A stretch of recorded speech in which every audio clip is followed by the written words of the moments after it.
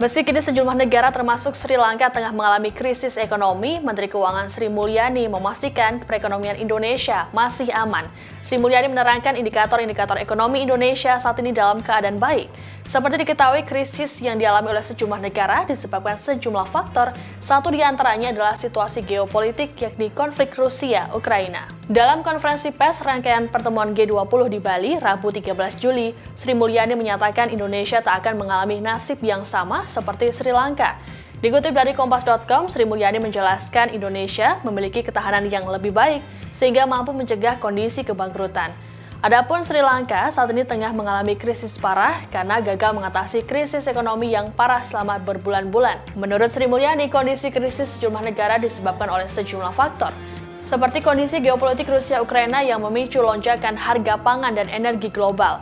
Kenaikan harga pangan ini mendorong tingkat inflasi di sejumlah negara berkembang, bahkan negara maju. Kondisi ini pun membuat sejumlah negara mengambil kebijakan antisipatif untuk bertahan. Namun, tak semua negara memiliki ketahanan yang cukup untuk menghadapi situasi sulit ini, mengingat perekonomian yang belum pulih pasca pandemi. Faktor lainnya yakni kebijakan moneter dan kondisi fiskal, serta kondisi utang pemerintah ataupun swasta dan kemampuan membayarnya. Sri Mulyani menilai Indonesia memiliki indikator ekonomi yang cukup baik. Berdasarkan survei Bloomberg, risiko resesi ekonomi Indonesia hanya sebesar 3%.